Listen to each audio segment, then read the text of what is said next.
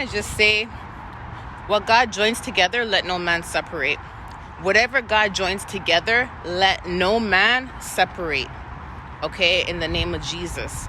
But I just want to say, when I received this word this morning, although I wasn't sure if it was my word or someone else's word, or if it's for a group of people, I just know that when I received the word, it motivated me. It made me want to fight harder for everything that God has promised me. And I'm going to tell you why, okay?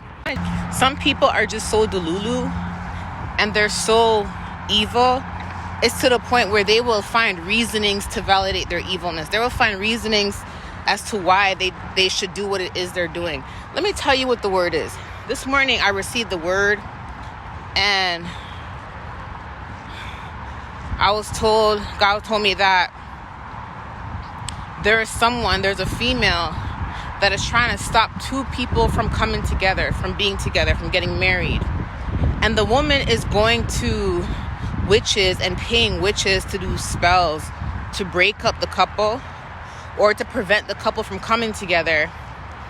And she literally said her reasoning for doing these spells to break up the couple is because she's trying to save someone. She's trying to save the person from marrying the other person. So she's paying for these spells. Let me tell you something. If somebody has to go and do spells to break up two people, they're not saving anything. They're not saving nobody. That is out of manipulation. That is out of envy. That is out of jealousy. It's different when someone goes to someone and says to someone, hey, I don't think you should be with this person. Here's my reasonings for it, and I'm trying to help you.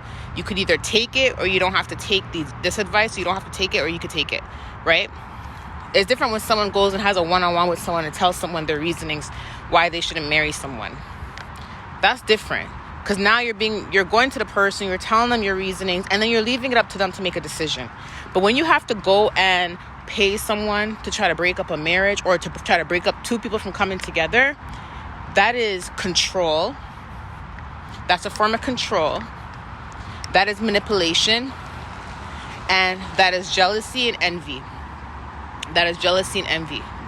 The reason why this person said that she's doing it to save someone is because she's trying to look for a reasoning to validate her evilness. That's what it is. It's not because she's really trying to save the person. It's because she does not want to admit that she's jealous. She doesn't want to admit that she's evil. She's manipulative. She's controlling. That she doesn't want to see two people be happy. So she's trying to look for a reason to validate her evilness. I told you guys plenty of times, and I have a video out called Spiritual Narcissist. That is one of the main signs of a spiritual narcissist. One of the main signs of a spiritual narcissist is they're going to look for excuses as to why they spiritually attacked you, why they're tormenting you, why they're trying to prevent you from being happy. They're going to look for reasonings and excuses as to why they're doing that. But in all actual reality, there's no excuse for doing evil to someone. There's no excuse for that. It just means you're straight up evil. And a lot of these people, like I said in the past, in one of my videos, hold on one second, guys. In the past, like I said in my recent videos, I said to you guys that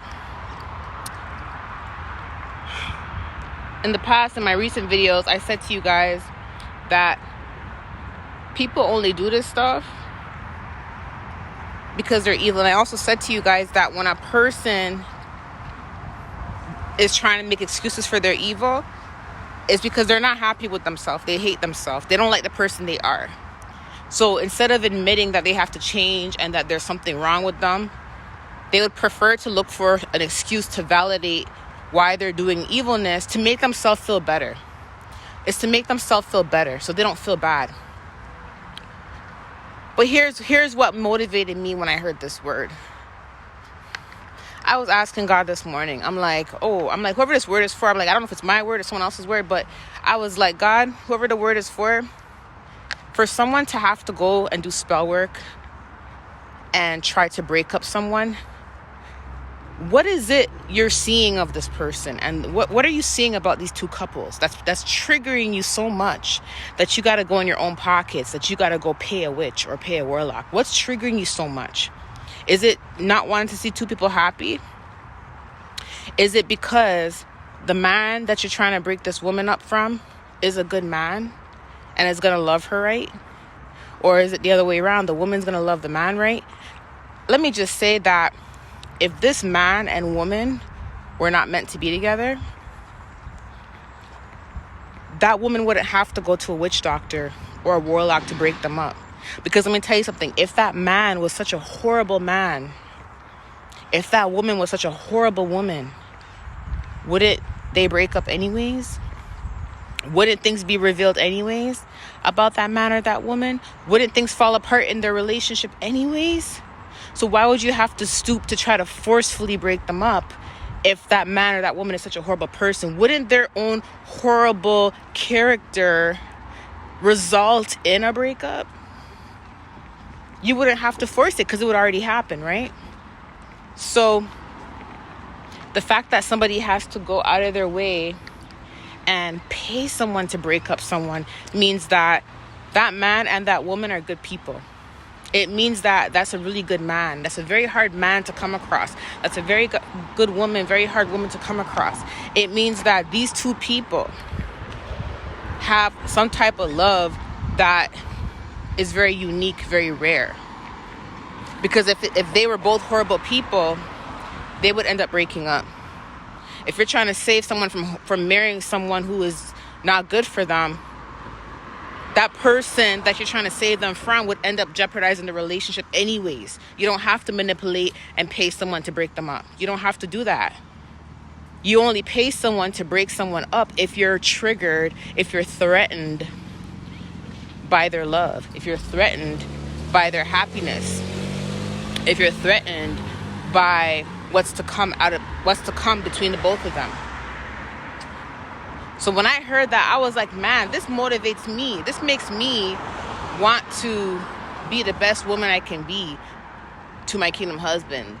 And I hope this motivates a kingdom husband to be the best man they could be to their kingdom wife, or best woman they could be to their kingdom husband. Because I'm just like, people really have to stoop this low, and then they have to result in making excuses as to why they're doing it. This is just someone that this is a straight up narcissist that's doing this. Narcissist. For you to have to validate evil.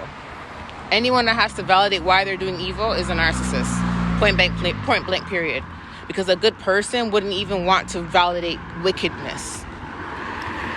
It's just that simple. So whoever this message is for, it could be for a group of people, because it is that season. It's marriage season for a lot of people. People are coming together for marriage. Some people have to wait until their season. But this message is still like an eye-opener for those who are experiencing something similar to this, or who have experienced something similar to this in the past. I'm going to say it again. If that man or that woman was such a horrible person, and you're really trying to save someone from marrying the wrong person, you wouldn't have to go pay a witch doctor or warlock to do it. So that just proves that the person they're supposed to marry is a good person, is going to love them right. You know what I mean? So anyways, I love you guys. I'll talk to you soon. Bye.